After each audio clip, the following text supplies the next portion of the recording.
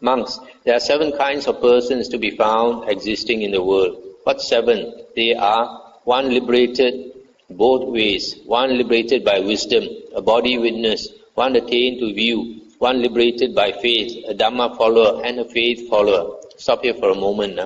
This here is talking about 7 types of Aryans. The Aryans can be classified as 7 types as here. The first 2 refers to the arahants.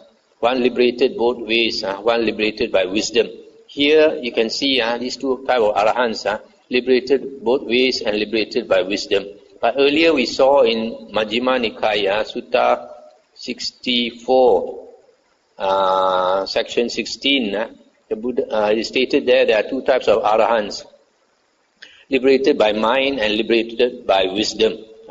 So here, when you say liberated both ways, that refers to the arahant who is liberated by mind. Because as I mentioned before, liberated by mind means he's liberated by mind as well as by wisdom. That's why he's liberated both ways. And that liberation by mind occurs when arahant attains liberation during meditation. He's using the strength of his mind and becomes liberated. Whereas liberated by wisdom, he's not meditating at that time.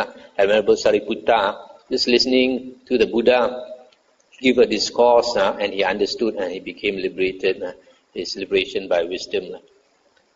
Then body witness attained to view and liberated by faith. The last 2, Dhamma follower and faith follower, refers to the first path attainers. What kind of person is 1 liberated both ways? Ubato bhaga vimutta. Here some person contacts with the body and abides in those liberations that are peaceful and immaterial, transcending forms, and his stains are destroyed by his seeing with wisdom. This kind of person is called 1 liberated both ways. I do not say of such a monk that he still has work to do with diligence. Why is that? He has done his work with diligence. He is no more capable of being negligent. What kind of person is 1 liberated by wisdom? Panya vimutta. Here some person does not contact with the body and abide in those liberations that are peaceful and immaterial, transcending forms, but his stains are destroyed by seeing with wisdom. This kind of person is called 1 liberated by wisdom. I do not say of such a monk that he still has work to do with diligence. Why is that? He has done his work with diligence. He is no more capable of being negligent. Stop here for a moment. This here, liberated by wisdom, it says, he does not contact with the body. Those liberations that are peaceful and immaterial means he does not attain the arupas. But it does not mean he does not have the rupa jhanas. Because all arahants have perfect samadhi, and the perfect samadhi is defined as the 4 jhanas. But there are some arahants, after they attain 4 jhanas, they become liberated. Some after they attain 8 jhanas, that means including the arupas. What kind of person is a body witness? Kaya sakhin. Here some person contacts with the body and abides in those liberations that are peaceful and immaterial, transcending forms, and some of his stains are destroyed by seeing with wisdom. This kind of person is called a body witness. I say of such a monk that he still has work to do with diligence. Why is that? Because when that venerable one makes use of suitable resting places and associates with good friends and balances his spiritual faculties, he may, by realizing for himself with direct knowledge, here and now enter upon and abide in that supreme goal of the holy life, for the sake of which clansmen rightly go forth, from the home life into homelessness. Seeing this fruit of diligence for such a monk, I say that he still has work to do with diligence. What kind of person is 1 attained to view? Diti pata. Here some person does not contact with the body and abide in those liberations that are peaceful and immaterial, transcending forms, but some of his stains are destroyed by his seeing with wisdom, and he has reviewed and examined with wisdom the teachings proclaimed by the Tathagata. This kind of person is called 1 attained to view. I say of such a monk that he still has work to do with diligence. Why is that? And then what kind of person is one liberated by faith? Here, this is Sada Vimutta. Here, some person does not contact with the body and abide in those liberations that are peaceful and immaterial, transcending forms. But some of his stains are destroyed by his seeing with wisdom, and his faith is planted, rooted, and established in the Tathagata. This kind of person is called one liberated by faith. I say of such a monk that he still has work to do with diligence, etc. Stop here for a moment. Here now we come to these three types of ariya. The body witness, kaya sabkin, and then the second one is one attained to view, ditipata. The third one is one liberated by faith, sada vimutta.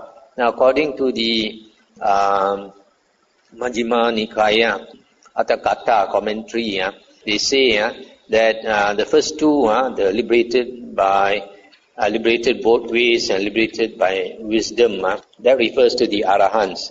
And the last two refers to the first path attainer, the Dhamma follower and faith follower. So they say that these three refers to the six Aryans in between. That means first fruit, ariya, second path, second fruit, third path, third fruit, and fourth path. Six types of Aryans. That's what they say. But this Anguttara Nikaya, Sutta 3.21, also there's some discussion about these three types of Aryans. And there the Buddha says that these three types of Aryans, they can either be a second fruition Arya, that means Sakadagamin, or third fruition Anagamin, or fourth path attainer. So there the sutta is a bit different from what the commentary here says. What kind of person is a Dhamma follower? Dhammanusarin. Here some person does not contact with the body and abide in those liberations that are peaceful and immaterial, transcending forms. And his stains are not yet destroyed by seeing with wisdom. But with wisdom he has sufficiently gained a reflective acceptance of those teachings proclaimed by the Tathagata. Furthermore, he has these qualities: the faith faculty, energy faculty, mindfulness faculty, concentration faculty, and wisdom faculty. This kind of person is called a Dhamma follower. I say of such a monk that he still has work to do with diligence, etc. What kind of person is a faith follower? Sada Nusarin. Here some person does not contact with the body and abide in those liberations that are peaceful and immaterial, transcending forms, and his stains are not yet destroyed by his seeing with wisdom. Yet he has sufficient faith in and love for the Tathagata. Furthermore, he has these qualities: the faith faculty, energy faculty, mindfulness faculty, concentration faculty, and wisdom faculty. This kind of person is called a faith follower. I say of such a monk that he still has work to do with diligence, etc. So stop here for a moment. Here, the Dhamma follower and the faith follower refers to the first path attainer. You see, in this, these two, they have in common the five faculties: faith, energy, mindfulness, concentration, and wisdom. But I think that these five faculties are not fully developed, because in the Samyutta Nikaya, the Buddha says, if a person has these five faculties fully developed, he can become an arahant. But if it is only developed at a low level, he can become a first path or first fruit attainer. So here we assume must be the five faculties are only partially developed. This Dhamma follower, you see, he has gained a reflective acceptance of those teachings proclaimed by the Tathagata. That means he listens to the Dhamma, and then he reflects on what he has heard, and he accepts the Dhamma taught by the Buddha. He understands. So just by understanding the Dhamma, he has entered the stream, become the first path attainer. And that also is partially because he has partial development of these five faculties.